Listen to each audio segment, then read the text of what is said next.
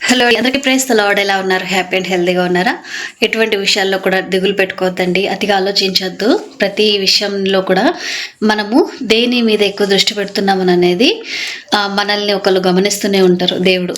ఓకేనండి. సో అది మనం గుర్తుపెట్టుకున్నప్పుడు మనం ప్రతి విషయంలో కూడా, అది బాధ అయినా కూడా, సంతోషమైనా కూడా, శ్రమ అయినా కూడా, ఏదైనా ఏ సమయంలోనైనా కూడా మనము దేవుడిని గుర్తు చేసుకోగలుగుతామండి. సరేనా?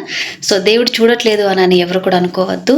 మన సమస్యల్లోనే ఇంకా ఇట్లాగనే ఉన్నాము, ఇన్ని సమస్యల్లో ఇంకెంతకాలం బ్రతకాలి, ఇంకెన్ని సంవత్సరాలు నేను గడపాలి అని అన్ని కూడా ఎవరు నిరుత్సాహాన్ని చూపించొద్దండి. ఎందుకంటే నిరుత్సాహము మనల నుంచి బయటకు తీసుకురావడానికి సాతాను ఎప్పుడు కూడా రెడీగా ఉంటుంది. ఓకేనా?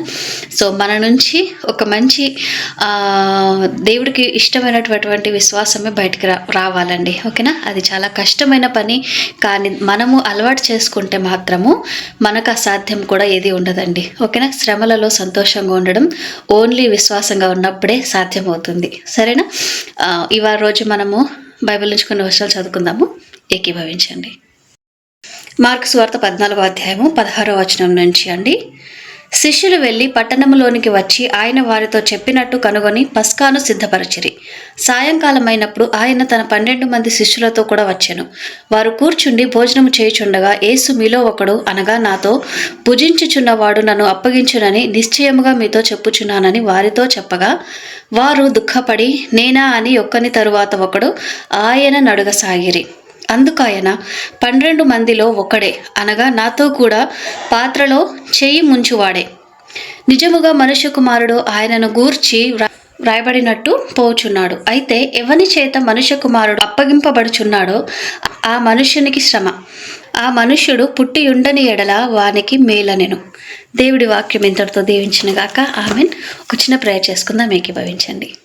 మహాపరిశుద్ధుడైన దేవా, ఎస్యానికే వందనాలు, స్తోత్రాలు ప్రభా. ఈరోజు వరకు మమ్మల్ని సజీవ లెక్కలో మంచి ఆరోగ్యంతో నిలబెట్టినందుకు నీకు వందనాలు తండ్రి. చదవబడిన నీ వాక్యాన్ని నీవే దీవించండి, ఆశీర్వదించండి.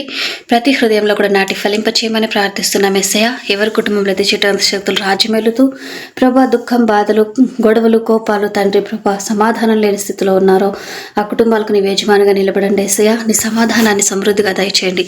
ప్రతి లేమి నుంచి నా ప్రభా సమృద్ధిని దయచేయండి ప్రభా. ఫైనాన్షియల్ విషయాలన్నిటిలో కూడా నా ప్రభా నీవు సహాయం దయచేయమని ప్రభా ప్రార్థిస్తున్నాము తండ్రి.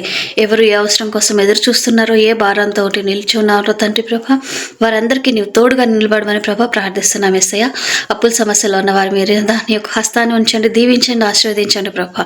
వారి సమస్యలన్నిటినీ నువ్వు తీర్చివేయండి నా ప్రభా. రుణాలని లేకుండా నీవు నాయన తండ్రి క్లియర్ చేయమని ప్రభా ప్రార్థిస్తున్నాము తండ్రి. నాయన వారి కష్టార్జితంలో రాబడిలో నీవు నాయన నీ యొక్క హస్తాన్ని ఉంచి నూరంతలుగా దీవించమని ప్రభా నాయన ప్రార్థిస్తున్నాం. ఎస్సయ్య, అనారోగ్యంగా ఉన్న వారి మీద నీ యొక్క హస్తాన్ని ఉంచండి సమృద్ధిగా. నైనా ప్రభా కంప్లీట్ హీలింగ్ని దయచేయమని ప్రార్థిస్తున్నాం. మంచి బలాన్ని దయచేయండి ఎస్సయ్య. మునుపటి కంటే బలంగా నైనా తండ్రి తయారై నీ మార్గంలో నడిచేటటువంటి కృపను దయచేయమని ప్రార్థిస్తూ ఈ చిన్న ప్రార్థన యేసు నామంలో ప్రార్థించి వేడుకొంచున్నాం తండ్రి. ఆమెన్. ప్రైజ్ ది లార్డ్ అండి. అందరికీ have a great day. God bless you all. Be happy. Have a great day.